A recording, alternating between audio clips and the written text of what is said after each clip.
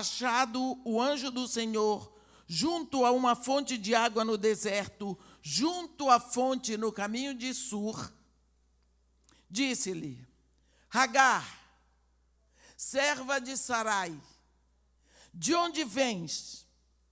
Para onde vais? Ela respondeu: fujo da presença de Sarai, minha senhora. Então lhe disse o anjo do Senhor: volta para a tua senhora e humilha-te sob suas mãos. Disse-lhe mais o anjo do Senhor: multiplicarei sobremodo a tua descendência, de maneira que por numerosa não será contada. Disse-lhe ainda o anjo do Senhor: concebeste e darás à luz um filho, a quem chamarás Ismael, porque o Senhor te acudiu na tua aflição. Ele será entre os homens como um jumento selvagem. Sua mão será contra todos e a mão de todos contra ele, e ele habitará fronteiro a todos os seus irmãos. Então ela invocou o nome do Senhor que lhe falava: tu és Deus que vê. Pois disse ela: não olhei eu neste lugar para aquele que me vê? Por isso aquele poço se chama Beer-Lahai-Roi, está entre Cádiz e Beredes. Amém. Ó Senhor Deus nosso Pai, desde toda a eternidade tu és Deus. Tu criaste os céus e a terra e todos os universos visíveis e invisíveis. Tronos, poderes e soberanias estão diante de ti, Senhor. E tu governas sobre o universo e sobre a terra que deste ao homem. O Senhor nos congregou de tantos lugares diferentes, de tantas culturas familiares diferentes.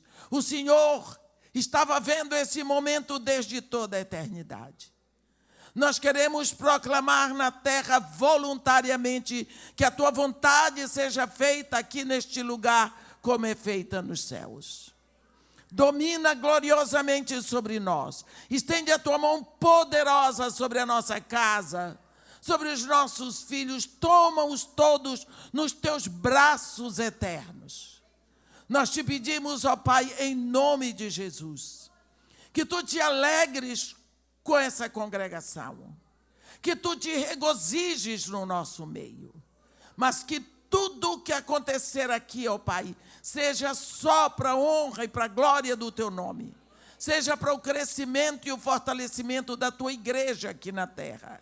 Isso é o que nós te pedimos e nós já te agradecemos em nome de Jesus. Amém. As irmãs podem sentar. De onde vens? Para onde vais? Essa é a pergunta que Deus faz para uma mulher grávida, sozinha, no deserto, sem pai, sem mãe, sem nação, amedrontada, fugitiva, sem saber a direção. Se nós olharmos um pouquinho para trás, nós vamos ver que quando Abraão estava muito bem na vida dele, aparentemente, porque o pai dele, Terá, tinha morrido. Então, seu irmão Harã tinha morrido e deixado um filho, Ló. Abraão agora era o príncipe semita. Era a maior autoridade da tribo de Sem, no extremo sul do Iraque, fronteira com o Kuwait. Casado, uma bela mulher, seus rebanhos, toda a autoridade. Quando ele estava assim, como costumamos dizer, no bem bom, Deus diz para ele: Abraão, deixa a tua terra, a tua parentela, a casa do teu pai, vai para uma terra que te mostrarei. Farei de ti uma grande nação, engrandecerei o teu nome. Abençoarei os que te abençoarem, amaldiçoarei os que te amaldiçoarem. Em ti e na tua descendência, benditas serão todas as famílias da terra. Abraão foi seguro numa promessa: eu farei, eu te darei. Ele olhou para frente, ele ia deixar o que tinha e o que via partir na direção de algo que ele não via a não ser no coração. seguro numa promessa, no caráter daquele que prometeu. Porque para você ter fé, você precisa crer primeiro no caráter de quem prometeu. Tinha marcado algum tempo para vir aqui, mas eu não liguei nenhum dia para saber quem ia me buscar lá no aeroporto, se tinha alguém que esqueceu de mim, nada. Porque criei no caráter de quem marcou comigo. Então, não tinha a menor dúvida. Cheguei lá, só liguei para dizer que tinha chegado porque o avião adiantou um pouco. Não perguntei sobre hotel, não perguntei nada. Por quê? Porque criei no caráter de quem prometeu. Quantas vezes nós não cremos no caráter de Deus? Duvidamos? Temos medo?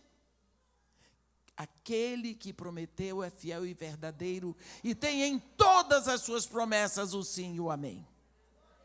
Então, nós vamos ver agora de manhã um pouco desse Deus, que é nosso Pai. Esse Deus prometeu a Abraão. Não sabemos quanto tempo Abraão passou cruzando o deserto de Abadã, porque eu morei na terra de Abraão 3 anos, no sul do Iraque. Hoje se chama Basra. Eu morava a 5 minutos a pé do Zigurá de Ur, onde está a Sitra de Abraão. 10 minutos a pé do paraíso terrestre, onde viveu Adão e Eva. Você imagina o que é sair dali a pé, armando e desarmando tendas pelo deserto de Abadã para chegar na Palestina. Se nós tomávamos ali um avião, depois de 1h10 estávamos em Bagdá, e depois mais um avião, fazendo uma conexão de 1h20 até chegar ao Cairo. Este homem saiu com a sua esposa, os seus rebanhos, o seu sobrinho, e foi armando e desarmando tendas pelo deserto de Abadã até chegar na Palestina. Quanto tempo esse homem levou olhando e esperando ouvir uma voz que ia lhe dizer: Abraão, a terra é esta. Abraão, a terra é aquela. Abraão, vai para a direita. Ele teve que desenvolver uma consciência auditiva voltada para uma voz que ia lhe falar. Os pés estavam na terra, os olhos estavam na amplidão do deserto e o coração voltado para uma voz. Assim ele aprendeu a afinar o ouvido para uma voz específica. Que coisa! Hoje nós não fazemos isso. Será que esse Deus que falou com Abraão parou de falar? Será que ele ficou mudo? Deus que tem boca, mas não fala, é ídolo. Não é o caso do nosso Deus. Um dia, Deus falou: Abraão, eis-me aqui, Senhor, esta é a terra que sob juramento eu dou a ti e a tua descendência para sempre. Anda esta terra no seu comprimento e na sua largura. Olha para o norte, para o sul, para o oriente e para o ocidente, que tudo que vês será teu. Abraão olhou. Tinha fome na terra. Desceu para o Egito. Muitas coisas aconteceram, mas lá no Egito, ele vai ao mercado escravagista e compra uma escrava para Sara. Quando nós lemos uma das cartas que Paulo escreveu na prisão de Roma, ele escreve a Filemon, é a respeito de um escravo fugitivo, Onésimo, que Paulo tinha encontrado na prisão. Nós temos assim um pouco a ideia do que éramos escravos, como éramos escravos, e principalmente da situação de um senhor e um escravo. O escravo era comprado como produto, e ele era uma forma de investir dinheiro, era comprar o escravo, porque você compra um escravo. O escravo casa como escrava e vai ter filhos que vão ser seus escravos. Então, o dinheiro que você pagou por um e por outro vai ser multiplicado nos filhos que eles vão ter. Porque tudo que nascer dos dois é propriedade sua. É como gado, você compra um boi e uma vaca. Aí os bezerros que nascerem são lucro para você. Assim, o escravo era uma forma de se ganhar dinheiro. Quando o escravo fugia, era um prejuízo muito grande. Ele compra uma escrava para Sarai e o nome dessa escrava é Agar. Quando eles voltam do Egito, essa escrava eles trazem com eles. Mas acontece uma coisa, quando Deus falou com Abraão, ele disse: em ti e na tua descendência benditas serão todas as famílias da terra. Qual descendência? Sara, a cada dia, fica muito mais abertamente uma mulher estéril. Os anos estão se passando. Já acabou a fase que ela podia engravidar, passou pela menopausa e agora está estabelecido para eles. Cadê a promessa? Deus disse: em ti e na tua descendência benditas serão todas as famílias da terra. Que descendência, se não tem descendente? Eles voltam do Egito e Deus tem um encontro com Abraão, ou Abraão tem um encontro com Deus. E Deus simplesmente diz para ele: ó Abraão, eu sou o teu escudo. O teu galardão será sobremodo grande. E Abraão olha para Deus e pensa: galardão. E Abraão derrama o coração. Abraão explode. E Abraão diz para Deus: que mais poderás me dar se um filho tu não me deste? E o herdeiro da minha casa é o Damasceno Eliezer, um escravo nascido na minha casa. E Deus disse para ele: não, Abraão, não será este o teu herdeiro. O teu herdeiro será um filho nascido de ti. Abraão, vem aqui, vem aqui. Sabemos que esse diálogo foi à noite, porque Deus diz para ele: vem aqui. Agora, olha para o céu, conta as estrelas. Deus não ia mandar contar estrelas de dia. Conta as estrelas, se é que tu podes enumerá-las. Eu não sei quanto tempo Abraão ficou ali tentando, mas Deus diz para ele: olha, se alguém puder contar as estrelas do céu, também poderá contar a tua descendência, que será numerosa como a areia que está na praia do mar. Abraão, a Bíblia diz que Abraão creu nisso. O que foi-lhe imputado por justiça, o que prova que a justificação é pela fé na palavra de Deus, desde o Antigo Testamento. Justificado pela fé. Mas, lá na Bahia, tem um ditado assim: não conte segredo à mulher casada, porque ela conta ao marido e o marido aos camaradas. Mas não é só mulher casada que faz isso, não. Homem conta segredo à sua mulher. Você que é casada sabe disso. Eles contam. Eles podem até não contar tudo, mas eles contam. E ela conta às amigas. Então, Abraão chegou em casa, o que foi que aconteceu? Sarinha, minha querida. Isso não está escrito na Bíblia. O que eu vou dizer é por minha conta. Ele contou para Sara: o senhor encontrou comigo. O que foi que ele te disse? Ele disse que o nosso herdeiro não é o Damasceno Eliezer. Como? Ele disse que é um filho nascido de mim. Pronto. Mexeu na dor. Mexeu no paredão de Sara. Olha, lá em Isaías 49, Deus diz assim: eis que na palma das minhas mãos eu te tenho gravado.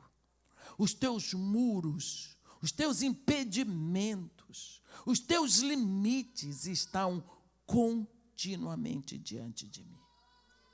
Sara olhou para o paredão e pensou: filho, desse ventre não sai filho, não é? Eu não posso ter filhos, eu sou estéril, o meu ventre é como uma sepultura, nada produz. De mim não tem esperança. Ele disse que o nosso herdeiro será um filho nascido de ti. Foi. Então, eu tenho uma escrava, jovem, deita-te com ela para teres um filho. Cabeça de Sara.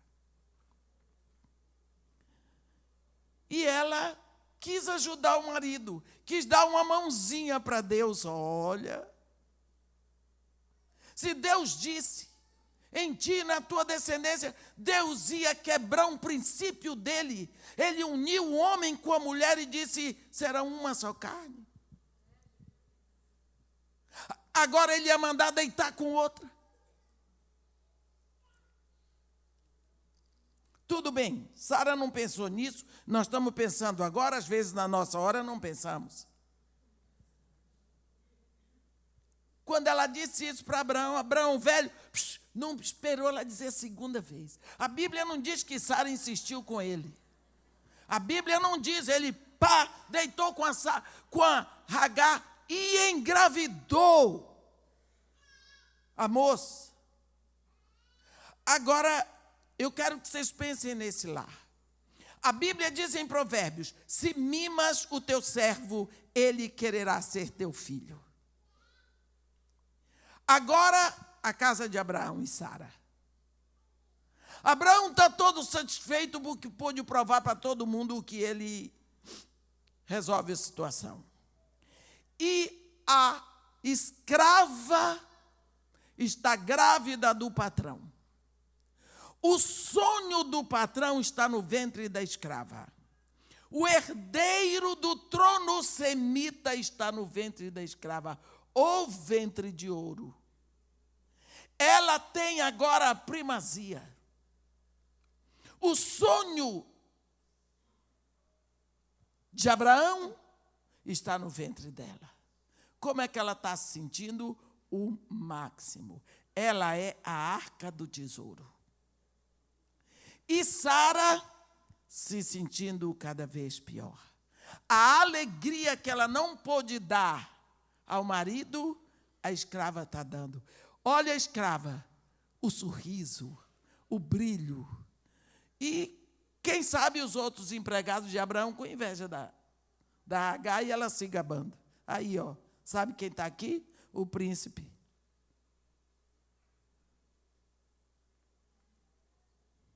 Essa moça ficou tão cheia de si, que a Bíblia diz, no versículo, no capítulo 16, ora, Sarai, mulher de Abraão, não lhe dava filhos. Tendo, porém, uma serva egípcia por nome Hagar, disse Sarai a Abraão: eis que o Senhor me tem impedido de dar à luz filhos. Toma, pois, a minha serva, e assim me edificarei com filhos por meio dela. E Abraão anuiu ao conselho de Sarai. Então Sarai, mulher de Abraão, tomou Hagar, a egípcia, sua serva, e deu-a por mulher a Abraão, seu marido, depois de ter ele habitado por 10 anos na terra de Canaã. Ele a possuiu e ela concebeu. Vendo ela que havia concebido, foi sua senhora por ela desprezada. Primeira característica de um escravo: ele não tem gratidão. Quantas pessoas hoje que se sentem livres, ricos, maravilhosos, não têm gratidão no coração? Isso é uma característica de escravidão que está na vida da pessoa. Não sabem agradecer. Tudo bem. Disse Sarai a Abraão: seja sobre ti a afronta que se me faz a mim. Eu te dei a minha serva para a possuíres. Ela, porém, vendo que concebeu, desprezou-me. Julgue o Senhor entre mim e ti.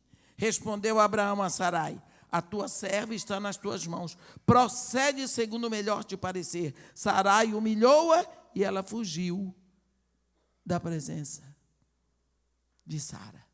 Ela não aceitou, ela estava afrontando Sara dentro de casa, se sentindo o máximo. E como Sara chamou a atenção, ela fugiu, foi embora. Para onde que essa moça ia? Ela não conhecia aquela situação ali. Ela não era de Canaã, ela era do Egito. Foi para o deserto. Você vê a pessoa que não tem visão de futuro? Para onde ela iria? Grávida. Então, esse trecho que nós vamos falar agora, porque agora que eu vou começar a pregar, é de uma mulher sozinha no deserto, grávida. Então, ela anda na direção do deserto, e quando ela não tem mais para onde ir, ela parou perto de uma fonte. A Bíblia diz que é uma fonte no caminho de Sur. Sur é um dos desertos. E ela estava ali, não ia para frente, nem para trás, não sabia o que fazer. Ela tinha uma mina de ouro no ventre, mas não tinha nascido. E ela achava que ela estava rica e importante, porque o filho de Abraão estava lá dentro do ventre dela. Parou. Olha, Deus vai falar com ela. E nós vamos ver algumas coisas aqui que Deus vai dizer. Ele diz: Agar, serva de Sarai, de onde vens? Para onde vais? Primeira coisa, Deus a chama pelo seu nome. Como é que Deus chama essa mulher pelo nome? Talvez você não saiba o nome da pessoa que está ao seu lado. Talvez você não sabe o nome do porteiro do seu prédio. Talvez você não sabe o nome da moça que lhe atende no supermercado ou na farmácia, mas Deus sabia o nome dessa mulher. Essa mulher era uma escrava. Quem era essa mulher? Quem era o pai dela ou a mãe? Que família é essa que vendeu uma filha que foi vendida no mercado escravagista? O mercado escravagista é onde vão pessoas que não têm ninguém. Elas são apenas produtos. Ninguém está interessado nas emoções de um escravo. Ninguém está interessado na história de um escravo. A única coisa que vale para o escravo é a utilidade dele. Quanto ele custou, ele tem que produzir. Ele não pode morrer, ele tem que produzir. Ninguém quer saber se dói, ninguém quer saber se chora, ninguém quer saber se tem sonhos, ninguém quer saber porque escravo não tem projetos. Então, escravo não tem a parte emocional. Escravo tem que produzir. Quem era a família dessa moça? Quando ela nasceu? Onde ela nasceu? Ninguém queria saber. E saber o nome significa ter intimidade. Saber o nome significa conhecer. Mas Deus aqui está dizendo para ela: ei, eu lhe conheço. Agar. Por que Deus conhecia assim Agar? Primeiro, Deus é o único Deus, Jeová Elohim. Ele tem em si todo o poder para criar.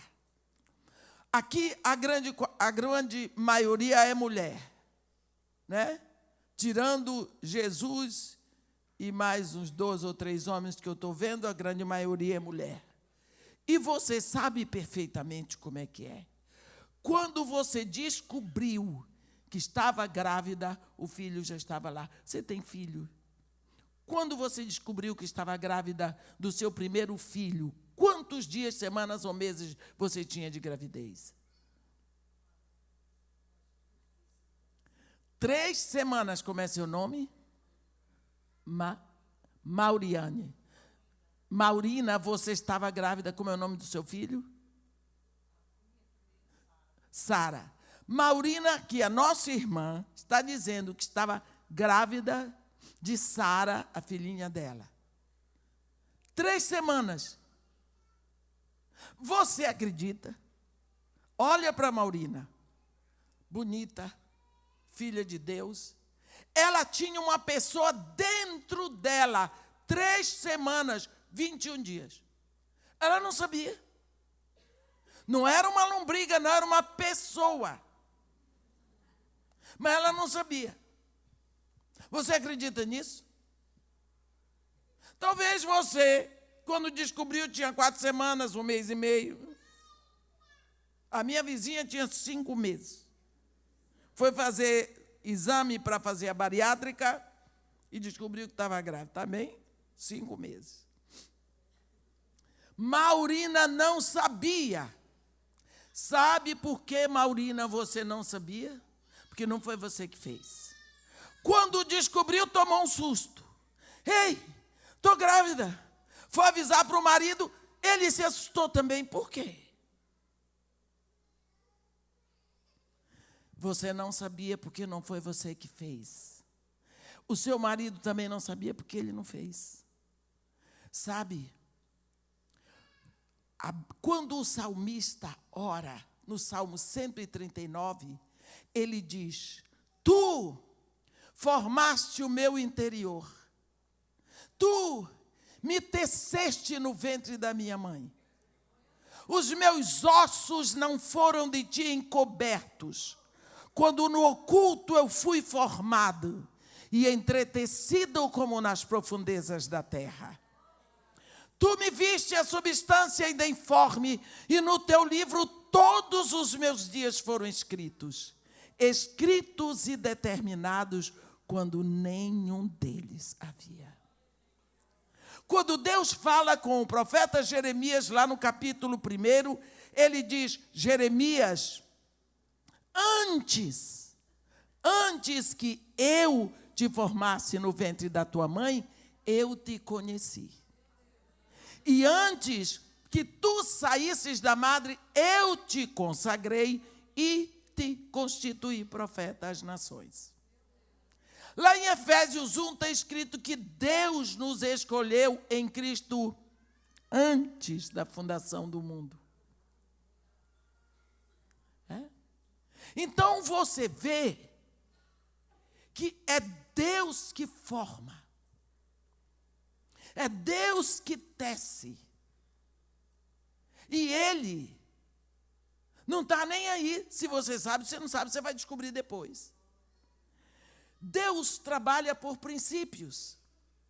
E um dos princípios de Deus é o seguinte: um homem com outro homem são 2 homens. Uma mulher com outra mulher são 2 mulheres. Mas um homem com uma mulher formam uma só carne.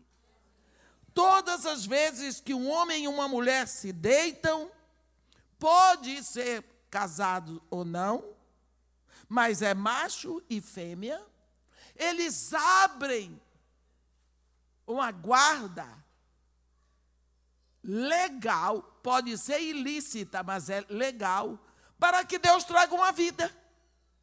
Deus traz uma vida, pega o material do pai, que o pai depositou ali, no berço da mãe, que se chama útero, e começa a tecer um corpo para aquela vida.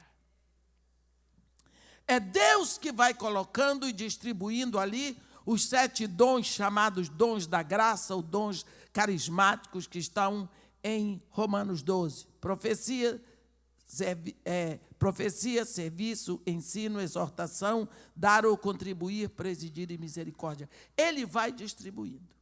Quando você descobre o que já está feito. Única coisa para não nascer é matar. Porque foi Deus que formou. E Deus vai ordenando ali a até que chegue a hora de nascer. E quando chega a hora de nascer, você não conhece o filho que nasce. Você não escolheu aquele filho. Nem ele escolheu você. Você hoje vai fazer para o médico: doutor, vim aqui para quê? Para fazer o exame, quero saber se é macho ou fêmea, porque nem isso você sabe. Você não sabe quais são as tendências e as inclinações daquela criança. Você não sabe qual é o QI dele. Você não sabe nada. Você recebe. Quem fez foi Deus. E quando ele faz, ele entrega na sua mão e você tem que ter a consciência de que foi ele que fez. Porque você sabe, eu não fiz, eu engravidei. Mas eu não fiz nada até agora. Não sabe. Quando aquela criança nasce, chega a hora que ela está madura, você não diz nada para ela. Ela começa a abrir caminho. Começa a abrir. Começa a empurrar. O útero empurra e ela e vem de cabeça. E vem de cabeça. E vai embora. Ela vai sair por quê? Porque tem uma direção de vida dizendo para ela que está na hora de vir enfrentar a vida aqui fora. Chega de bebô. E quando ela sai, pode botar no seu seio que ela vai com a cabecinha assim, ó, até encontrar o mamilo. Quando encontra, ela abocanha e suga. Você não imagina que uma coisa daquela pode ter tanta força. Você grita porque rasga o seio, sai sangue, dói. Ela não quer saber, ela vai buscar o que é dela. Tudo isso no mistério de uma vida. Foi você que fez alguma coisa? Negativo. Negativo. Foi Deus que fez. E você tem que, nessa hora, se render. Não tenho nada a ver com isso. Foi Deus que me deu. Ora, se Ele lhe deu aquilo pronto, só vai crescer. Mas a base está toda pronta. E foi Ele que fez, você tem que tomar conta para Ele. Você tem que saber. Por quê? Porque Deus não faz nada sem um objetivo. Nada. Tudo o que Deus faz, Ele tem um objetivo. Específico. Específico. Aquela mulher estava grávida. Mas foi Deus quem a fez no ventre dos pais dela, lá no Egito, não sei em que lugar.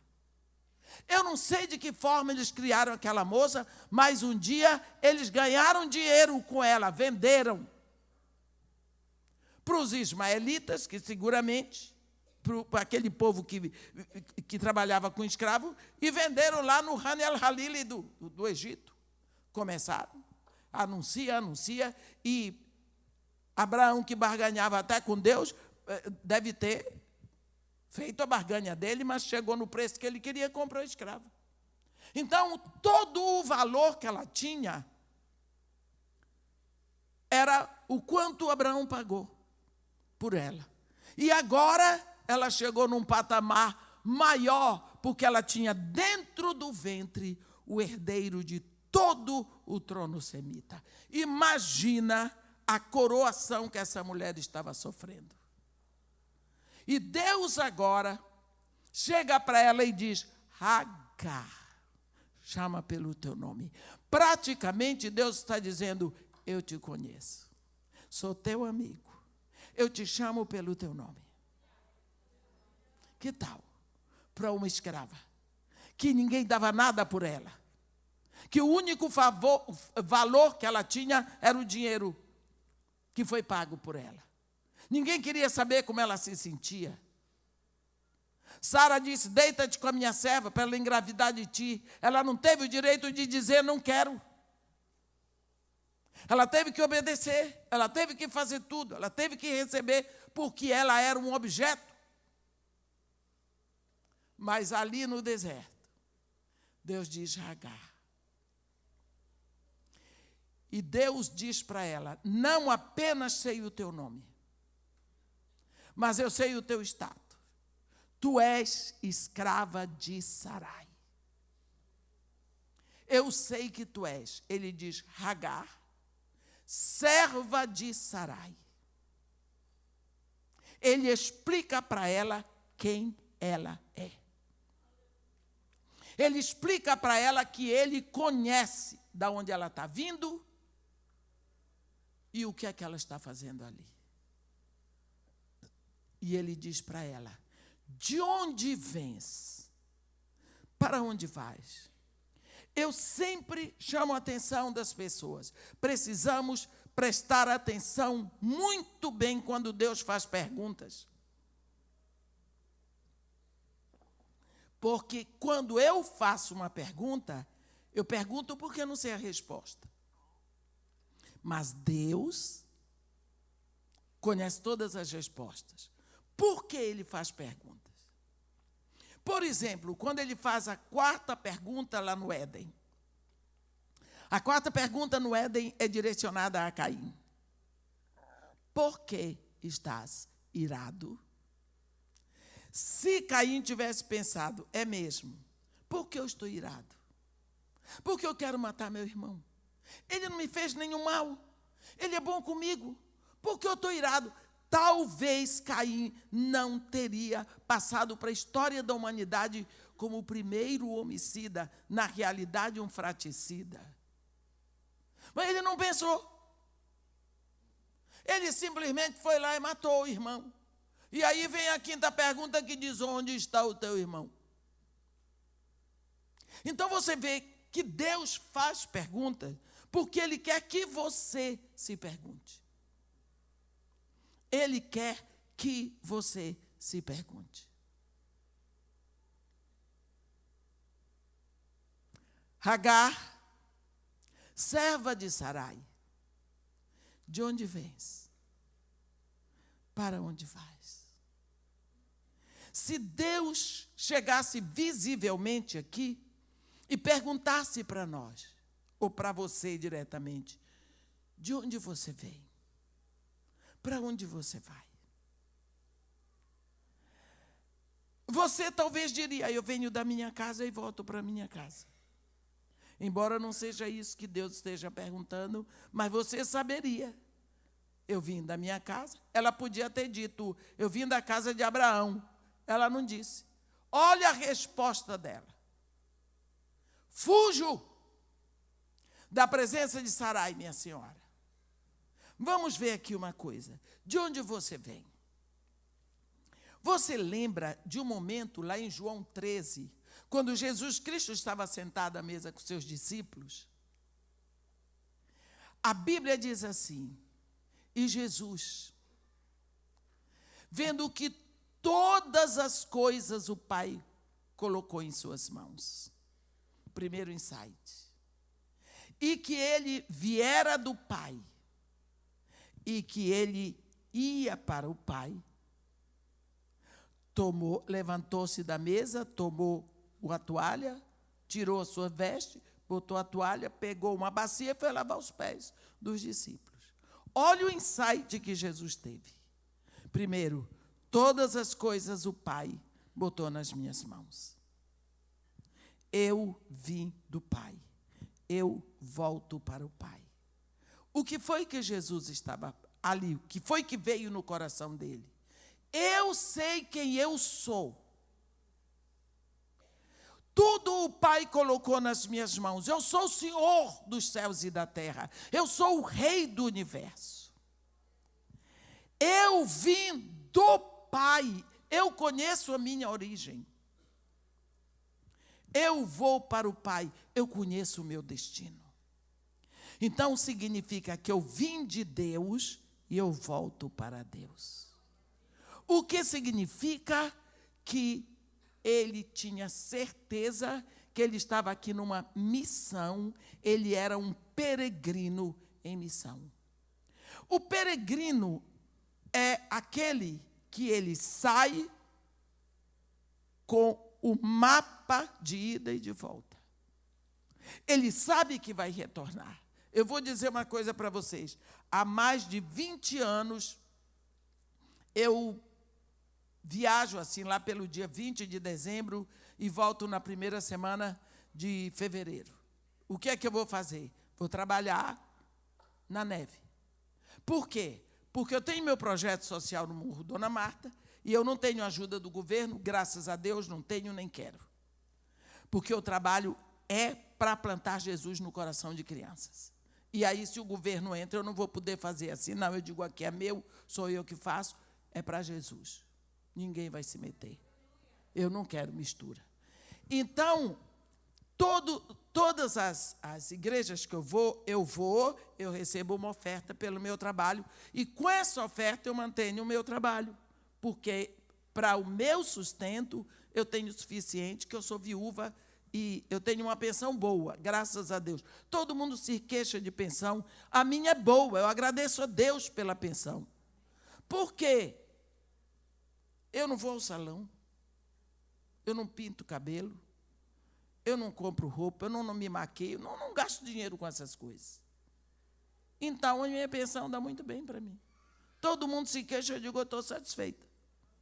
Graças a Deus, até sobra. Você já viu alguém dizer que pensão sobra? A minha sobra, põe no projeto.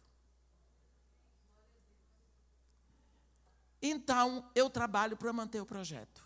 É por isso que eu não paro. E aí, só que eu tenho 6 funcionários, carteira assinada, encargos sociais para pagar, tudo. Quando chega no final do ano, as igrejas não chamam preletor. Ali, até o dia 15 de dezembro, as igrejas chamam preletor. Depois só vão chamar do carnaval em diante. Esse período, os crentes estão na praia, estão de férias. E aí não tem trabalho para preletor. Então, a preletora aqui vai ter que ganhar dinheiro para pagar o salário de dezembro, férias, 13º salário, comprar material escolar, consertar o que foi quebrado, tudo mais, né? Então, eu pego minha malinha e vou para os Estados Unidos e Canadá.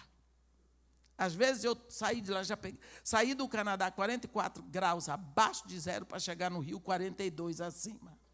Então, esse negócio de clima, eu já estou bem ambientada com isso. Mas eu estou dizendo para vocês isso porque tem uma pastora abençoada, ela mora em Virgínia, pastora Lídia, que ela faz a minha planilha, a minha agenda para esse período. Não tem um dia que eu não pregue, às vezes eu prego 3 dias.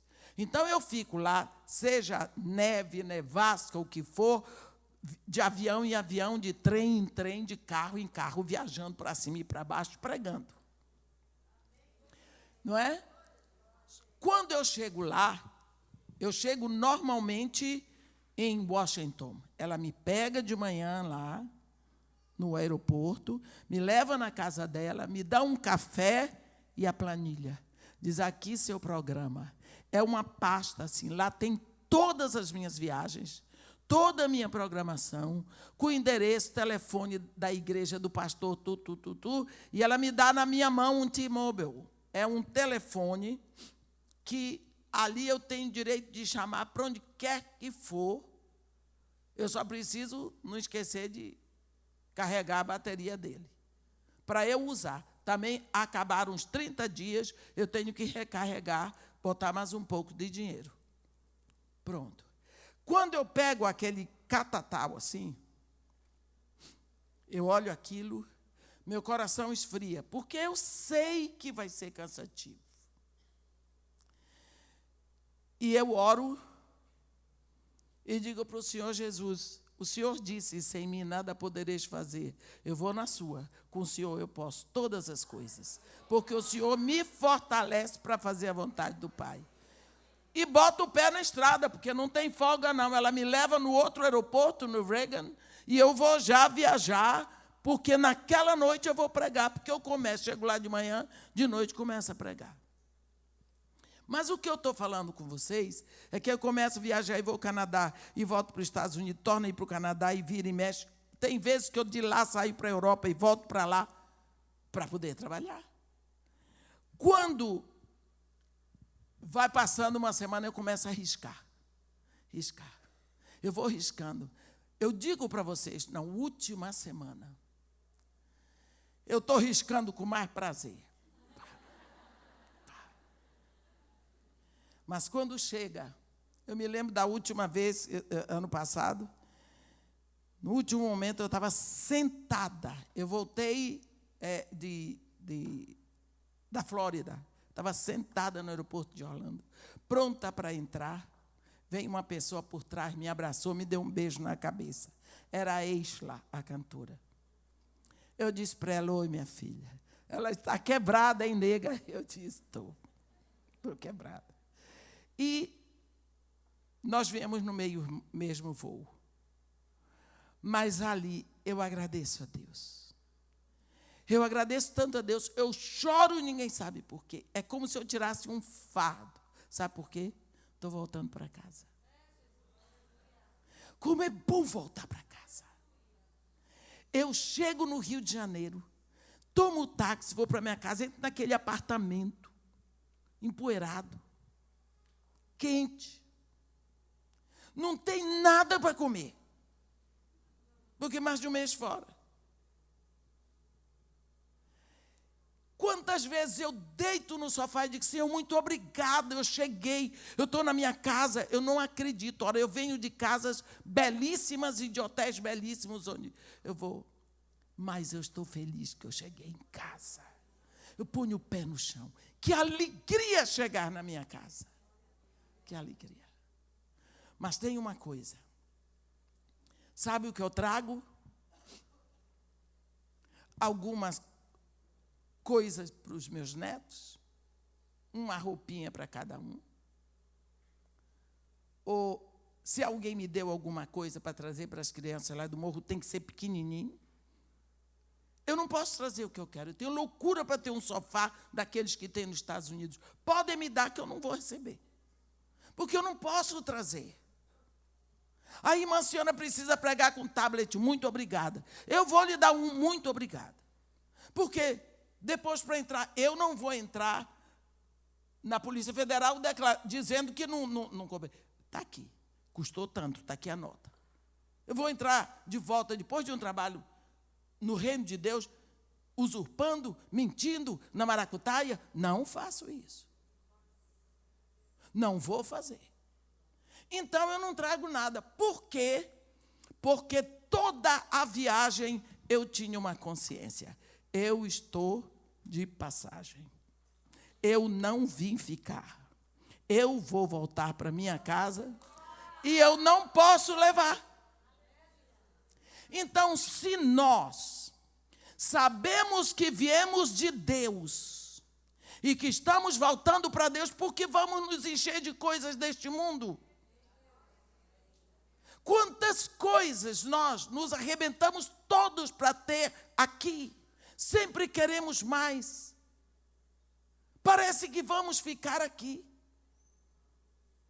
Uma vez eu fui orar na casa de uma senhora que tinha 300 pares de sapato. Eu disse para ela: minha filha, você é uma centopeia.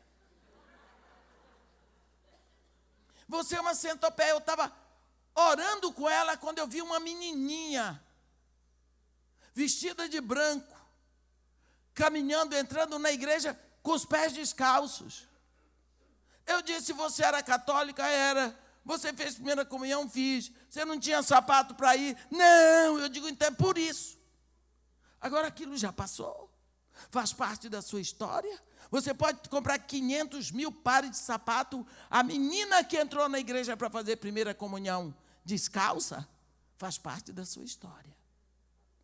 Orei com ela para que Deus curasse a alma dela daquela lembrança de tristeza que ela tinha. Então, nós precisamos saber que todos nós viemos de Deus. O Deus que formou a terra, que formou as árvores, todos os animais, é o Deus que lhe formou no ventre da sua mãe. Foi Ele que trouxe você. Quando Jó começa a fazer muitas perguntas para Deus, ele vira a mesa com Jó no capítulo 38 e diz: chega, Jó, você já perguntou demais, agora quem vai perguntar sou eu quero ver você responder. Aí Deus começa a fazer perguntas para Jó. Onde tu estavas quando eu lançava os fundamentos da terra? Dize-me, se é que tu tens conhecimento. Quando as estrelas da alva alegremente cantavam e rejubilavam todos os filhos de Deus. É de lá que nós viemos. Nós viemos de Deus. Foi Ele que nos formou no ventre da nossa mãe. Foi Ele. Nós não somos uma expressão do acaso. E Ele nos formou e nos direcionou com propósito. Ele sabe o que Ele quer de cada um de nós. Mas Ele nos fez para Ele. Ele nos fez para Ele. E por isso nós estamos aqui, voltando para Ele. Eu quero dizer que todos nós estamos voltando para Ele. Eu não digo que você vai morrer porque você já tem vida eterna. A morte sua já foi tomada, mas ficou a sombra da morte. Como o rei Davi diz, ainda que eu ande no vale da sombra da morte, sabe o que é isso? Se passar um caminhão aqui, a sombra dele vem em cima de mim. Eu me assusto, me apavoro, mas eu não morro, porque o caminhão não passou em cima de mim. O que passou foi a sombra. Sombra não mata. Então é isso. Quando nós temos... Fulano tem medo de morrer, não, tem medo da sombra, porque morrer nunca mais ele vai. Já tem vida eterna. Mas a sombra da morte nos apavora. Você vê, por que crente tem tanto medo de morrer? Crente não tem medo de morrer. Crente tem horror da sombra da morte. Mas morrer não vai mais. Ele tem vida e vida eterna. Só que nós sabemos que estamos voltando. Porque nos enchemos de tantas coisas que não podemos levar. Para onde nós vamos? Lá. Tudo o que tem aqui é lixo. É restolho. O que nós vamos levar é aquilo que nós fizemos cumprindo uma ordem eterna do objetivo de Deus na nossa vida. Deus lhe preparou com tudo para você servi-lo aqui do modo dele. Ele quer, Ele faz. De onde vens, Agar? Para onde vais? Ela não sabia. Ela disse, eu fujo. Fujo da presença de Sarai, minha senhora. Lógico que é fugitiva. A diferença entre um peregrino e um fugitivo é que o peregrino tem seu mapa de viagem. Hoje eu vou para cá, amanhã eu vou para lá, depois eu vou para lá, e eu tenho minha passagem de volta, porque no final eu chego em casa. Eu saio e eu volto. Tem um grande escritor francês, que além de historiador, ele era piloto, e ele diz, quem caminha sempre na mesma direção, acaba voltando ao ponto de partida. Saint-Exupéry. Quem caminha sempre na mesma direção, acaba voltando ao ponto de partida, baseado na forma esférica do planeta Terra. Porque se você sai daqui, você vem caminhando na mesma direção e você acaba, normalmente, no ponto onde começou. Então, se nós viemos de Deus, nós voltamos de Deus. Mas o fugitivo, ele não tem direção. Ele é perseguido por um senso de perseguição, por uma mania de perseguição. Hoje ele está aqui, mas ele não sabe para onde ele vai amanhã. Vai depender de para onde o vento está soprando. Como é que vai a perseguição? Para que direção ele vai tomar? Então ele está sempre preocupado, ele não descansa. Ela diz, eu fujo. Ele diz, volta. Volta para o princípio. Retorna, volta para a tua senhora. E humilha-te sob suas mãos, porque eu tenho um plano para ti. Eu tenho um plano para o filho que está no teu ventre. Tu concebeste, eu sei, tu estás grávida. Tu darás à luz a um filho. Ele diz para ela, ele diz, multiplicarei sobremodo a tua descendência, de maneira que por numerosa já não será contada. Porque concebeste e darás à luz um filho a quem chamarás Ismael, porque o Senhor te acudiu na tua aflição. Tu estás grávida? o que tem aí dentro é homem, não vai escolher depois que nasce, não. Eu que escolho o sexo. Eu que digo se é homem ou se é mulher, porque sou eu que faço. E vou te dizer, o caráter dele, ele será entre os homens como um jumento selvagem. A sua mão estará contra todos e a mão de todos será contra ele, e ele habitará fronteiro a todos os seus irmãos. Eu morei no Oriente Médio 3 anos e meio, 3 anos no Iraque, 6 meses no Kuwait. E vou lhe dizer, o árabe é isso aqui. Não adianta você querer compreender direção de árabe. Ele está aqui. Hoje ele está brigando com o irmão daqui. Amanhã eles estão sentados tomando chá. Não se meta, porque eles se entendem. Eu gosto deles, amo demais o povo árabe, mas eles são desse jeito. Não adianta querer estabelecer democracia ali mesmo. Estão sempre brigando. Sempre brigando. Quando foi naquela época da guerra do Iraque, o presidente dos Estados Unidos querendo se meter, eu disse, gente, isso é loucura, esse homem não estudou? São 7 povos que formam o Iraque. Assírios, caldeus, babilônios, sumérios, marches, curdos e babilônios. Parece que eu disse todos. Esses 7 povos, cada um quer a sua hegemonia. Qualquer um que subir, os outros estão embaixo querendo perseguir. Quando que vai chegar um consenso? Tem que ser um governo de força. Eu não sou a favor da força, mas ali tem que ser. O que eu estou dizendo é o seguinte: nós viemos de Deus, nós voltamos para Deus. O filho no nosso ventre, quem fez foi Deus. Ele sabe tudo a respeito do filho que está no seu ventre.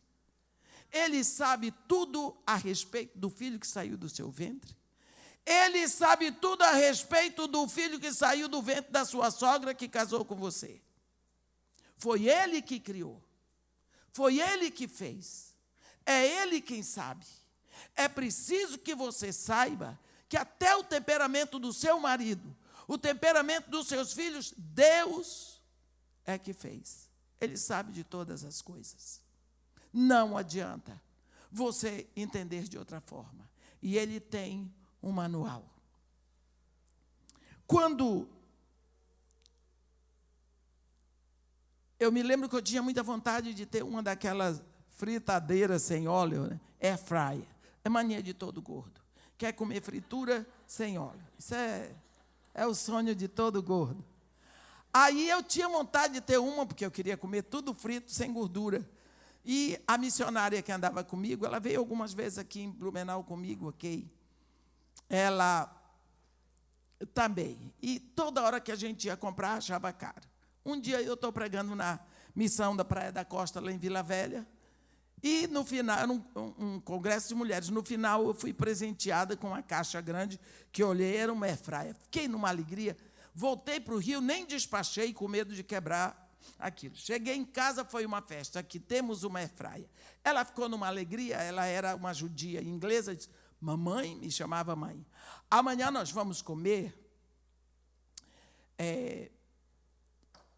nuggets na airfryer. Eu disse, maravilha. No outro dia, na hora, foi no supermercado, comprou na hora de fazer o nugget. Lá vem ela, triste. Eu disse para ela que foi o que aconteceu. Mamãe, me perdoa. Eu disse, o que é? Deixa eu saber o que é. Ela disse, não vamos poder comer o nuggets. Eu disse, por quê? Na hora que eu joguei os papéis da airfryer fora, eu joguei o manual do fabricante. Eu olhei para ela. Eu disse, minha filha, liga para minha nora que ela tem uma. Ah, é mesmo. Ligou para minha nora, ela passou a especificação e deu certo. Manual do fabricante. Como você vai operar uma máquina sem saber como ela funciona? Você não pode operar uma máquina sem saber aonde você liga, aonde você desliga, como você aumenta, como você diminui. O fabricante que fabricou a máquina é que sabe. O fabricante do seu filho é Deus. O fabricante do seu marido é Deus. É preciso que quando a máquina estiver dando problema, você vai para o cantinho para o fabricante e diz: Senhor, o Senhor formou o meu marido no ventre daquela mãe dele, aquela sogra. O Senhor fabricou. A sogra, coitada, também não sabe direito, porque não foi ela que fabricou o filho. Mas o fabricante sabe. Estou ouvindo ao Senhor, me ensine. Dirija o meu coração, porque não está dando certo, está tudo errado. A máquina está quase para explodir e eu não estou dando conta. Mesma coisa com seu filho. O Senhor fabricou esse menino no meu ventre. Está dando tudo errado. Às vezes, e na maioria das vezes, o fabricante vai indicar seu coração, vai ler o manual, a Bíblia. Você não está lendo o manual. Você não está seguindo a direção do fabricante. Eu fabriquei para que ele funcione no meu comando. Mas você esqueceu de mim. Você está pegando a minha fabricação, está operando ela na direção do mundo. O seu filho não foi fabricado pelo príncipe que está nas trevas. Foi fabricado por mim. Eu tenho um plano para ele. Agar estava direcionando a vida dela na rebeldia, no deserto. Ele diz: volta, retorna para a obediência, porque eu tenho um plano para o teu filho. Eu fabriquei um menino, homem, no teu ventre. Tu estás grávida porque fui eu que fabriquei, não foi Abraão. Abraão não sabe fazer filho. Se soubesse, ele tinha feito em Sara. Fui eu que fiz. E, por isso, tu tens que voltar. Esse menino tem que estar ali, porque ele é pai de nações. O nome dele será Ismael. Esse é o nome. Porque o Senhor te acudiu na tua angústia. Eu vou te dizer como vai ser teu filho. Ele vai ser entre os homens como um jumento selvagem. Jumento selvagem ninguém domestica. Ninguém dá conta. Ele é selvagem. A mão dele estará contra todos e a mão de todos contra ele. Ele será um mundo à parte. Por isso que se chama mundo árabe. E ele habitará fronteiro a todos os seus irmãos. Dentro do mundo deles, eles estão juntos. Mas ali mesmo eles têm separação. Você vê que entre eles brigam o tempo todo. E ela olhou para ele, sabendo que estava grávida. Ela disse: tu és Deus que vê. Tão difícil. Às vezes nós levamos a nossa vida diante de circunstâncias sem lembrar que Deus vê. Eu vou contar para vocês uma história. O meu avô era de Serra Leoa, da costa ocidental da África, de Freetown. Não sei por que cargas d'água, ele mudou para a América do Sul e foi morar na Guiana Inglesa. Ali na Guiana Inglesa, ele encontrou uma mulher de Madras, na Índia. E os dois se casaram. Um africano com uma indiana. Tiveram 3 filhos. O caçula era o meu pai. Como a Guiana Inglesa era colônia da Inglaterra, aos 9 anos, mandaram meu pai para a Inglaterra para estudar.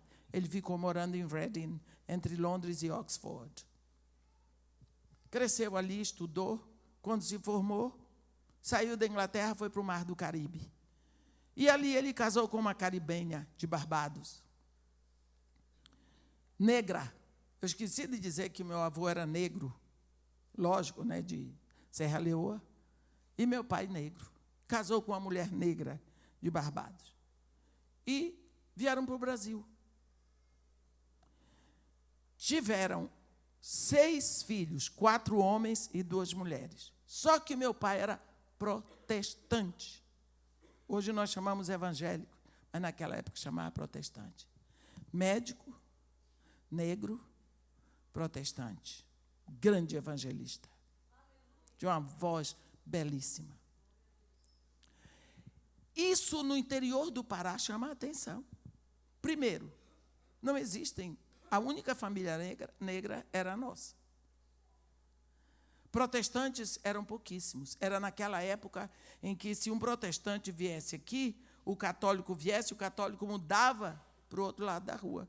Porque protestante, até a aproximação dele, botava a pessoa para o inferno.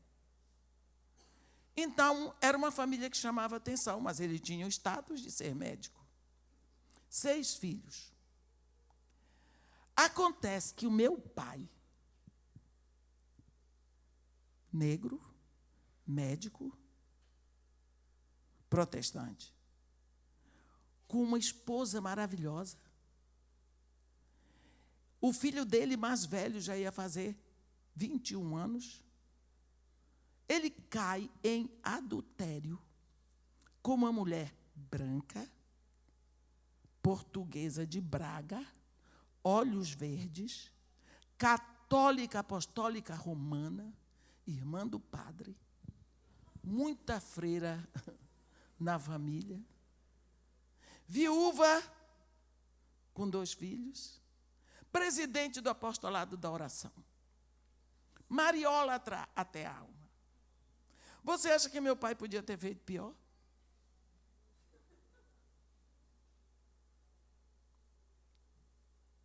Não dá para entender, nem que eu queira. Acontece que quando Deus viu aquilo, eu acho que Deus disse assim: ô Martin, você não devia fazer isso. Mas já que você decidiu, de meia, você veio aqui. Deus me botou no meio daquela confusão. Eu sou o produto daquele negócio. Penso que é isso. Nascer nessa situação. Eu tenho 4 irmãos brancos, padrasto branco, mãe branca. 6 irmãos negros, com um pai negro e uma madrasta negra. E eu no meio, a mulatona. Vocês acham que isso foi fácil? Vocês riem porque você não sabe o que é isso, né? Que maldade. Não foi fácil, não. Eu não entendia porque entre todos os meus irmãos, só eu não tinha pai e mãe debaixo do coisa. Um dia eu estava com a mãe e o padrasto. No outro dia eu estava com o pai e a madrasta. Minha madrasta perdoou tudo, me criou, me amou, ao ponto dos meus irmãos, parte de pai, terem ciúme. Diziam: mamãe tem 4 filhos homens, 2 mulheres e uma legítima. A legítima era eu. Minha madrasta me amava demais e eu sou louca por ela. Louca, louca. Ela é a pessoa é a mulher que eu mais amei no mundo. Me amou de tudo. Porque Deus tem um plano, minha filha. Deus tem um plano em tudo. Ele veste você de favor. Quando Deus queria que José fosse governador do Egito, José chegou vestido de favor de Deus diante do faraó. O faraó disse: esse homem tem o espírito dos deuses. Deus vestiu José de favor lá no mercado escravagista. Potifar passou e disse: eu quero ele. José chega no presídio. O chefe do presídio disse: vai ser líder. Esther chegou diante de Assuero, era ela. Porque quando Deus quer, Ele cobre você de favor. Esse também é chamado graça. Quando você for ter uma entrevista de emprego, você ora para que Deus lhe cubra de favor diante do entrevistador. Seu filho, tudo assim, você tem que orar. Deus lhe cobre com uma vestimenta que todo mundo...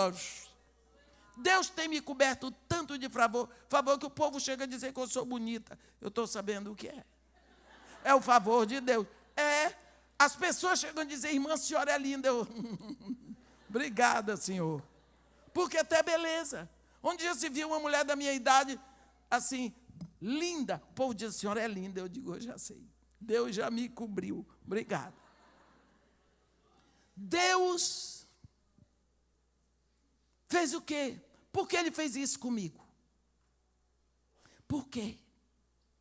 Eu queria ter o cabelo da minha irmã por parte de mãe. Mas quando que tinha? Cresci, eu não vou descrever para vocês tudo que eu passei, mas Deus me deu uma coisa. Entre tantas coisas boas, Ele me deu uma inteligência muito acima do normal. Com 7 anos, eu tocava todos os instrumentos que botassem na minha frente. Eu era sempre a primeira aluna da sala, em tudo, uma facilidade de aprender as coisas. Eu não vou falar dos defeitos, só das qualidades. E passaram-se tantas coisas.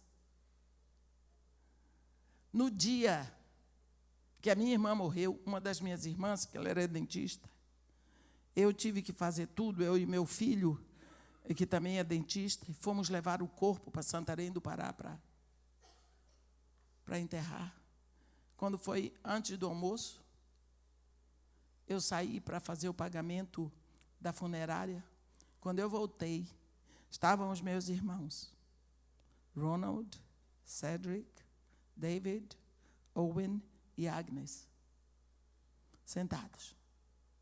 E eu vi que eles tinham chorado. São meus irmãos, parte de pai.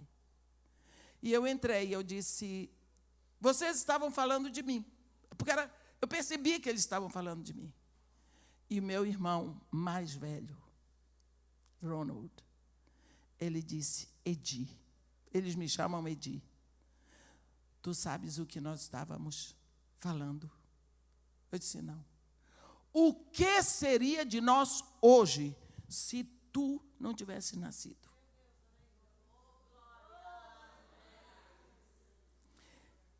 E Owen, o outro irmão, disse assim, quando uma mãe te amou e te aceitou, ela não sabia que estava amando e criando alguém para cuidar de seus filhos na velhice. Porque eu sou irmã temporona. Quando eu digo para os meus meninos lá no morro que eu sou caçula, eles não acreditam, porque acham que velho não pode ser caçula. Olha o que Deus estava arrumando. Por quê? Por causa daquela mulher, minha madrasta. Uma mulher que foi traída, humilhada. Uma filha de Deus. Na hora que soube que o marido a traiu, ela foi atrás da mulher que era minha mãe e disse, olhe, você sabia que esse homem é casado? Ele é meu marido. Você sabe que ele é negro.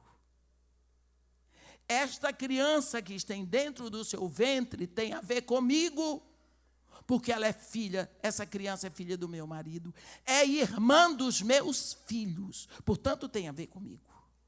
Não mate esta criança, porque ela ficou sabendo que mamãe queria abortar. Porque essa criança é minha. Ela protegeu mamãe e ajudou no meu nascimento, me deu o nome da mãe dela. E me amou. E me amou. Não conheço uma pessoa que tenha me amado mais do que minha madrasta. Cresci.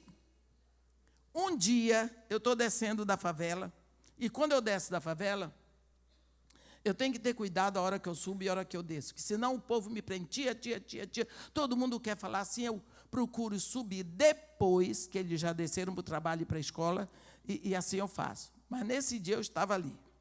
E tinha muita gente em volta, e todo mundo queria falar comigo, e eu queria sair dali, porque eu tinha que fazer alguma coisa lá em cima. De uma hora para outra, eu olhei e vi aquelas mulheres. Mais jovens, mais velhas. Eu olhei e vi uma porção de edmeias. Todas aquelas mulheres parecem comigo. Todas são mulatas. Todas têm um cabelo assim. As mais velhas. As mais novas tinham o cabelo assim, porém preto. E de uma hora para outra eu olhei para a minha pele e eu vi que todas têm a pele assim. E eu entendi. Naquela situação, Deus estava me dizendo, viu? Quantas vezes na sua infância você me perguntou, por que eu tenho que ser mulata? Eu tenho 10 irmãos, 4 brancos, 6 negros, por que só eu tenho que ser mulata? Agora você tem a resposta. Como eu ia botar você para ter todo esse acesso aqui, se você não fosse igual a eles? É preciso que você seja como eles são. Você pode ser a mãe, a tia deles, agora até a avó. E eles vão sempre lhe receber bem e abrir o coração, porque eles não vão se sentir diferentes de você. Eu tinha isso reservado para você. Eu queria entrar no Morro Dona Marta em você, para eles. Era preciso que você se vestisse deles. E naquele dia, eu não consegui deixar terminar. Eu disse, vamos orar para o povo. Senhor, eu te agradeço porque tu me fizeste assim. Eu te agradeço porque tu me deste essa aparência linda, tu me fizeste assim. Obrigada pela cor da minha pele, obrigada pelo meu nariz chato, obrigada pelo meu cabelo enroladíssimo, obrigado, comecei agora, porque eu posso cumprir esse propósito específico que tu tens para mim. Se você quiser saber, tem países da África onde a mulherada se sente o máximo, porque eu sou negra. Elas se gabam que tem uma preletora internacional negra. A mulherada negra do Brasil me segue e me ama porque eu sou negra. Olha o que Deus tem para fazer. É um mistério. Ele tinha um mistério escondido no ventre daquela escrava. Ele tinha o mundo árabe escondido no ventre dela. Quem poderia dizer? Nós não podemos saber os desígnios de Deus. Ele diz, os meus caminhos não são os vossos caminhos. Os meus pensamentos não são os vossos pensamentos. Porque o quanto distam os céus da terra, os meus pensamentos são mais altos que os vossos pensamentos. E os meus caminhos são mais altos que os vossos caminhos. Você não sabe o que Deus tem planejado. Mas o que Deus planejou para você tem a ver com esse seu rosto sem barba, com essa sua fala fina, com esse par de seios que você tem, com esse ventre que engravida, com esse cabelo comprido, com esse jeito chato de ser. Deus tem um plano que engloba isso e só por isso Ele lhe fez mulher. Você lembra, quando você era pequena, você brincava, andava pela casa, você de calcinha, seu irmão de cueca. Dali um pouco, só mais menina tem que botar a blusa. Mas por que meu irmão não botou? Ele é homem, você vai botar a blusa. Lá pelos seus 9 anos, porque da cintura para cima você e seu irmão eram iguais. Aqueles 2 botõezinhos, um de cada lado, tudo igual. Lá pelos 9, 10 anos, aquilo começou a dar trabalho. Incha daqui, endurece dali, você não entendia o que era. Bem, o fato é que lá pelos 12, 13 anos, como está escrito em Cantares, os teus 2 seios como crias gêmeas da mesma gazela que se apacenta entre os lírios. Significa a uniformidade dos seios. Seu irmão pode ficar sem camisa até hoje. Vai na praia, na piscina, está sem camisa. Você não. Pronto, chegaram os seios. Nunca lhe incomodaram. A única coisa, a despesa aumentou, porque sutiã está caro.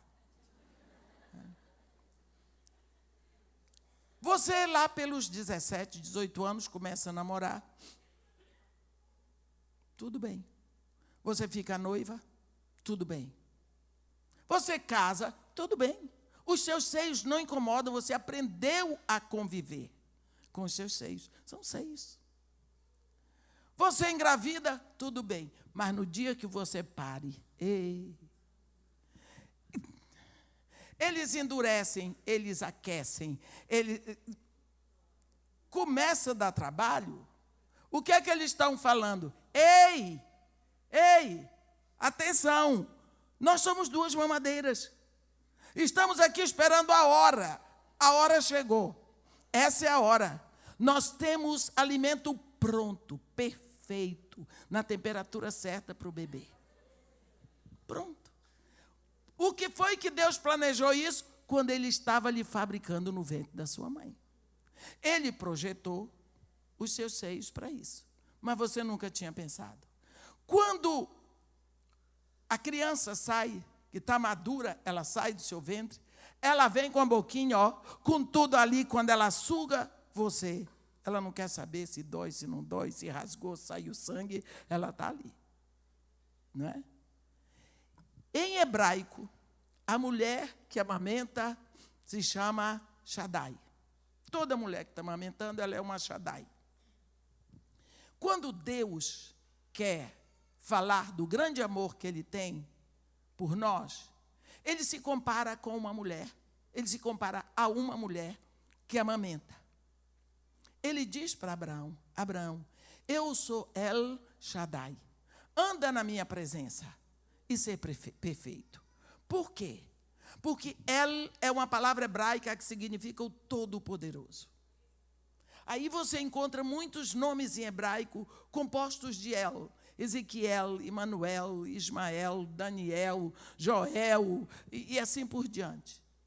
Sempre é o Todo-Poderoso. Teve por aí em São Paulo, um tempo que um assaltante entrou no Banespa para assaltar, e quando ele viu que não deu certo, chegou a segurança, ele resolveu tomar um bebê como escudo para ele, para sequestrar um bebê, porque tinha uma Shaddai na fila, com o bebê na mão. Quando ele disse, me dá a criança, ela disse não. Aí ela correu para a parede e fez assim, botou a criança aqui. Quer dizer, o corpo dela era o escudo da criança. Ele disse, me dá, senão vou te matar. Ela disse, meu filho, eu não entrego. Aí ele, no desespero, descarregou a metralhadora nela. Ela caiu morta, mas um tiro pegou no pescoço da criança, que morreu também. Você viu o que é uma Shaddai? Ela segura. Quando Deus diz para Abraão, eu sou El Shaddai. Eu sou aquele que te toma nos meus braços. Eu te trago ao encontro do meu peito. Se alguém vier contra ti, o meu corpo é o teu escudo. Eu te amamento com a minha própria vida. Por quê? O leite, ele já foi seu sangue. Então, quando você amamenta o seu filho, ele está se alimentando do seu sangue. Então, ele diz, eu sou o Todo-Poderoso que te amamenta.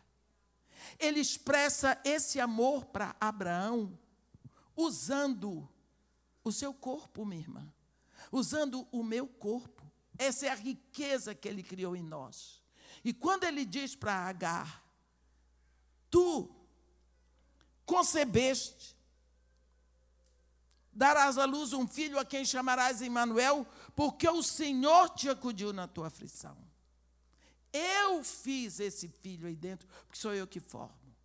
E o que eu fiz no teu filho é o seguinte, Ele será entre os homens como um jumento selvagem. A mão dele estará contra todos e a mão de todos contra ele. Ele habitará a fronteira a todos os seus irmãos. Ela diz, tu és Deus que vê. E eu olhei aqui nesse deserto para aquele que me vê. Que negócio. Às vezes é preciso que você chegue no deserto para saber que Deus está olhando para você. Deserto é lugar de dor. Deserto é lugar de aflição. Deserto é lugar de dificuldade.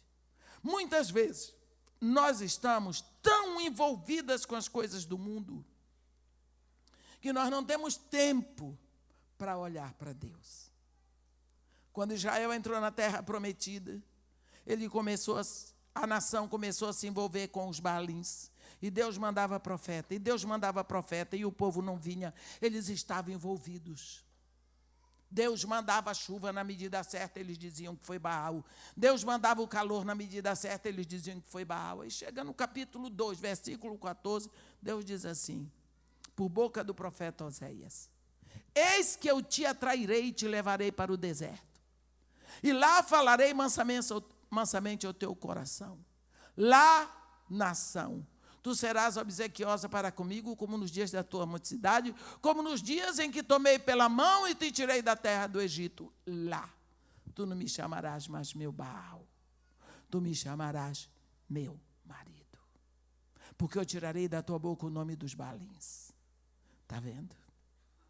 Quantas vezes nós temos que ir para o deserto para ter tempo de ouvir a Deus. Porque estamos tão envolvidas com as coisas do mundo. É um tal do Facebook. Eu sei lá o nome de todos. Como é o nome? Instagram. É outro. É tanta fofoca do YouTube. Você não tem tempo para a Bíblia. Você não tem tempo para parar. Você não tem tempo para ouvir o Deus que fala. Porque você está envolvida na internet. Você tem tantas coisas. Se o dia tivesse 48 horas, você ainda não teria tempo para Deus, porque você está envolvida muito com as coisas deste mundo.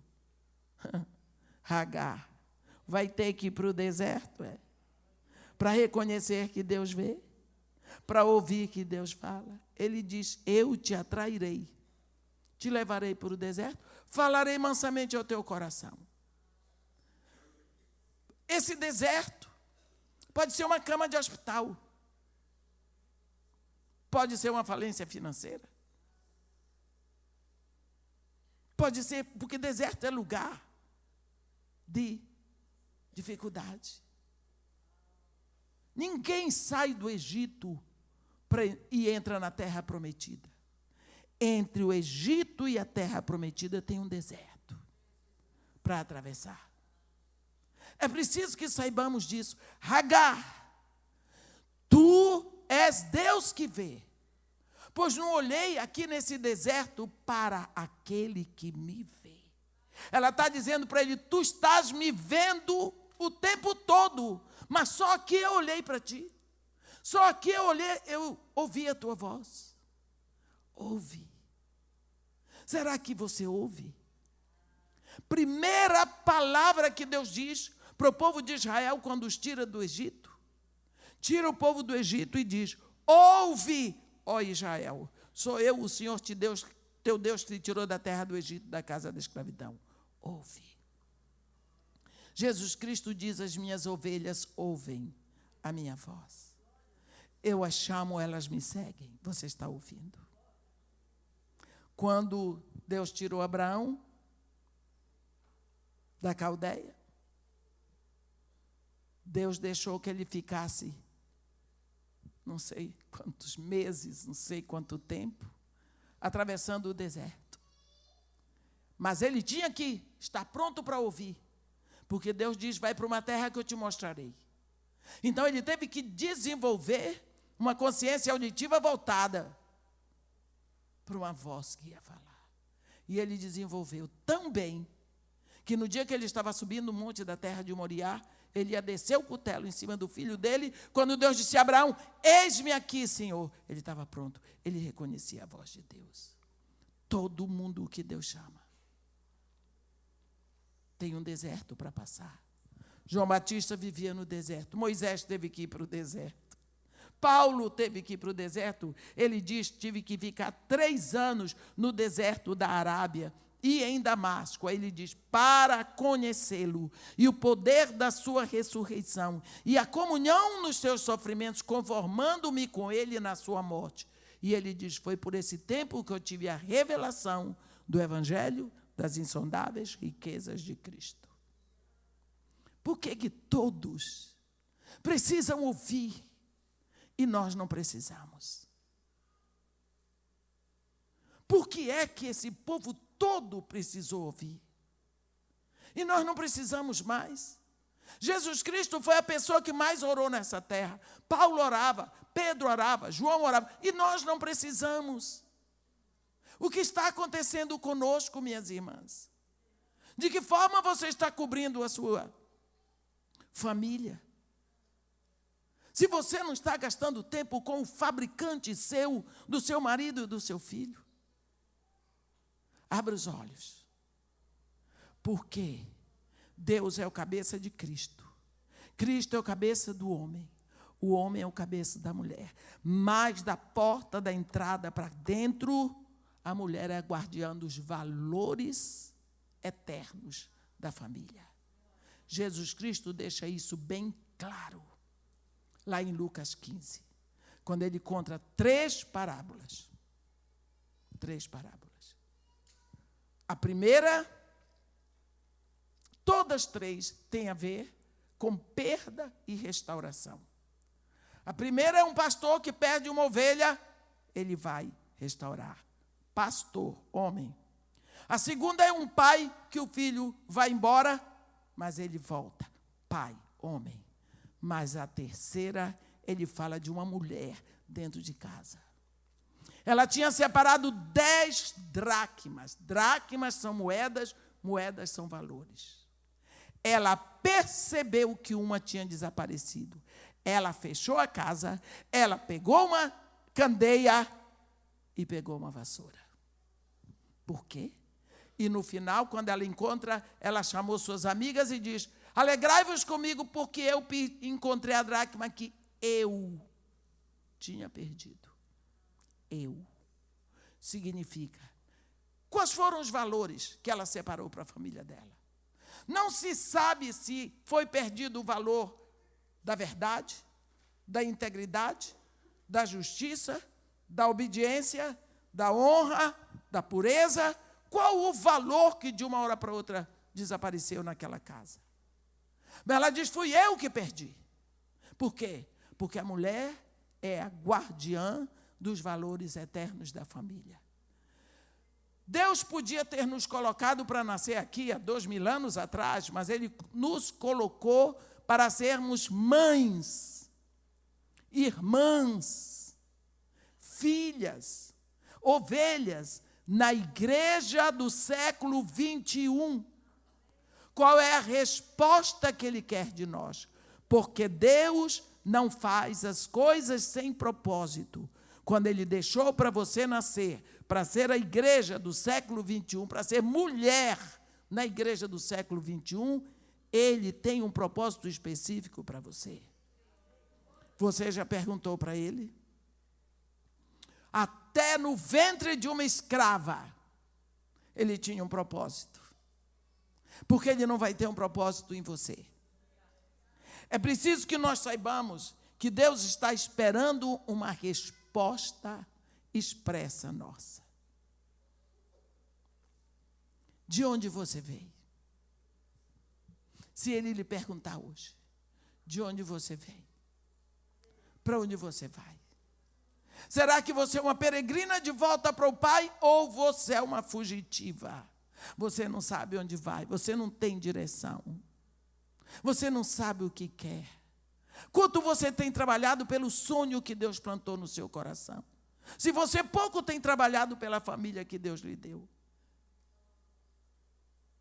Se você não está orando pelos seus filhos, Você está em débito com eles.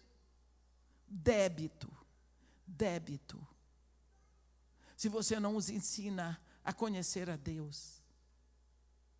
Eu acho tão bonito quando Jesus Cristo faz com 12 anos ao templo discutindo a lei com os doutores da lei. O que significa que ele teve uma mãe que o ensinou em casa. Eu tenho pena de ver o que fizeram com a figura de Maria, que degradaram tanto a figura de Maria. Mas eu sei de uma coisa. Ela era uma mulher pecadora judia. Mulher.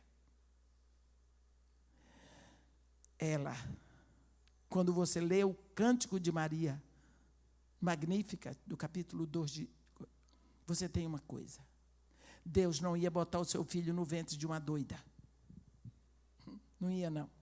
Ela era uma pecadora, uma moça judia, mas ela criou o filho com responsabilidade, como tantas mulheres hoje criam, ensinando em casa a lei e os profetas.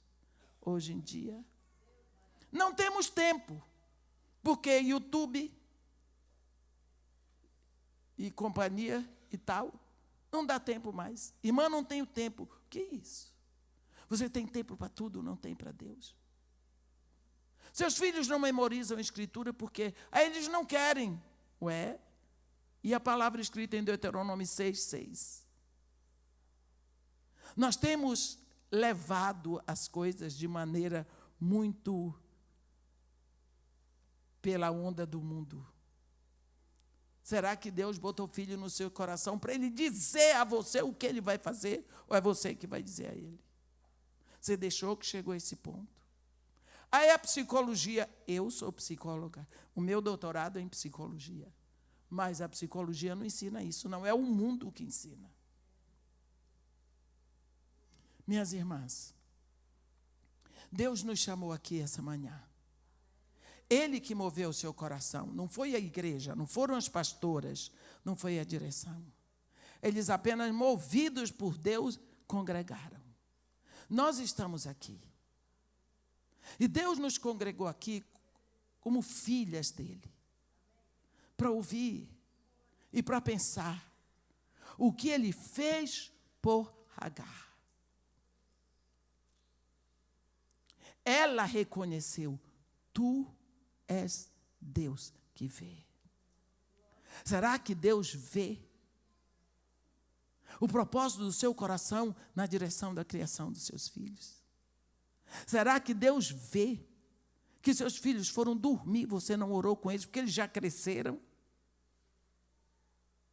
Será que Deus vê que você passa 3, 4 dias sem gastar meia hora de oração pela sua família? Será que Deus vê? A menos que seu Deus seja um ídolo, ele não vai ver. Porque ídolo tem olhos, mas não vê. Será que nós não estamos em débito com a nossa família? Eu não quero deixar um cargo, um fardo nas costas de vocês.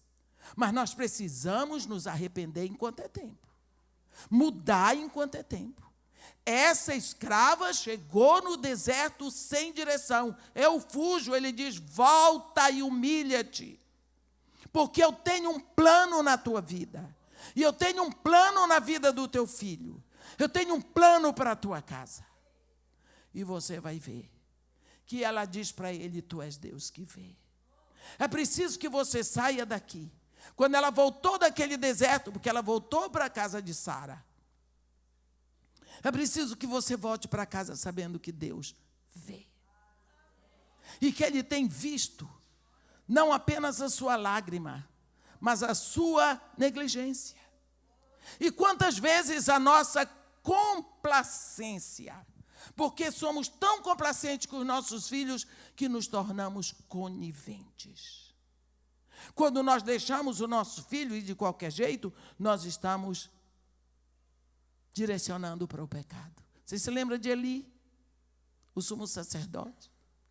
O sumo sacerdote sabia o que os filhos dele estavam fazendo.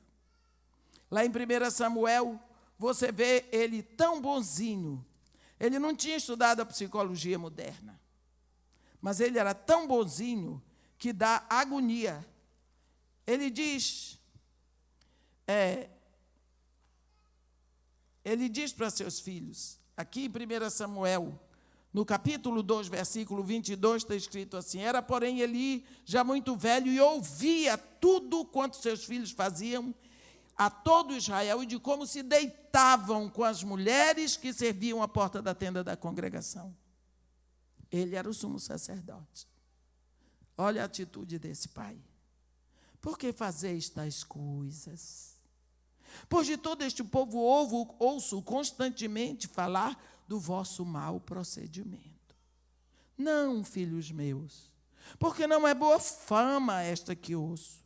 Estás fazendo transgredir o povo do Senhor. Que pai bonzinho, que pai educado. Ele está de acordo com a lei do mundo. Os filhos dele, ele era tão complacente, tão mole, tão bom, que ele ficou sendo conivente. O que vai acontecer? Vai ter a guerra, os 2 filhos dele vão para a guerra com a arca vai ser tomada. Os filhos vão morrer na guerra. Quem morre na guerra morre como herói. E ele, como foi que morreu? Quando chegou a notícia, caiu da cadeira, quebrou o pescoço. Significa morreu por asfixia. Morte por asfixia é morte de maldição. Os filhos morreram na guerra como heróis e ele morreu morte de maldição. Por quê? Porque ele não tomou a atitude certa. Os filhos vieram de você para você criá-los para Deus. Se você deixou que eles fossem levados pelo mundo, existe uma responsabilidade. Irmã, não sou responsável, eles são de maior, mas eles não nasceram de maior. A Bíblia diz: ensina a criança no caminho que deve andar. É difícil disciplinar? É difícil. É difícil. Mas princípio de Deus é princípio de Deus. Ele será entre os homens como um jumento selvagem. Eu sei o que ele vai fazer, mas tu vais voltar. Porque eu tenho um plano. Para ti, eu tenho um plano para o teu filho. Ela diz: tu és Deus que vê. O que será que essa mulher queria dizer quando diz: tu és Deus que vê? Eu queria que você agora sossegasse no seu lugar e que você pudesse orar comigo. Eu não vou chamar ninguém aqui na frente. Eu quero que você sossegue o seu coração. Vamos falar com Deus que nos vê. Senhor Deus, nosso Pai, nós queremos proclamar hoje esse insight dessa mulher no deserto contigo. Ela estava no deserto, tu estavas ali com ela. Ela não te conhecia. Mas agora, diante do fato do Senhor revelar a ela que o Senhor tem um plano para o filho que está no ventre dela, ela explode numa adoração e diz: tu és Deus que vê. Ó Senhor Deus eterno, ó Senhor Deus nosso Pai, nós queremos hoje proclamar que tu és Deus que vê.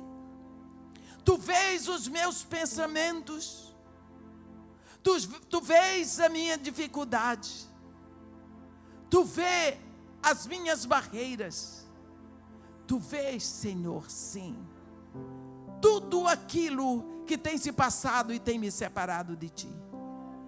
Tu vês, Senhor, que eu não tenho procurado tempo para estar contigo. Tu vês que eu podia te buscar muito mais e eu não tenho buscado. Tu vês o que tem acontecido dentro da minha casa, com medo da atitude de outras pessoas e às vezes medo até do meu próprio filho. Eu não tenho cumprido o meu chamado como mãe.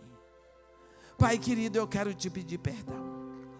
Eu quero te pedir perdão porque não tenho levado a sério o chamado que tu tens para mim. Fortalece o meu coração, Senhor, pela inspiração do teu Espírito que habita em mim, e faz com que eu possa me levantar daqui quando sair, e sair direto para o meu lugar de oração, Cria no meu coração um caminho novo para ti, em que eu possa andar e eu possa ter liberdade de falar contigo. E no cantinho do meu quarto até chorar, mas repetir para ti: tu és Deus que vê. Tu vês os meus pensamentos, tu vês as minhas alegrias e as minhas tristezas, tu vês o meu futuro e o futuro dos meus filhos, tu vês. Nós queremos, ó Pai, em nome de Jesus, descansar na certeza de que tu és Deus que vê, e que vendo tu possas estender a tua mão e nos sacudir e nos acordar e fazer com que o nosso coração queime de amor por ti, que o nosso coração arda de amor por ti, e que enfim, Senhor, em nome de Jesus, tu nos faça mulheres segundo o teu coração, porque tu és Deus que vê, e nós te agradecemos em nome de Jesus. Amém.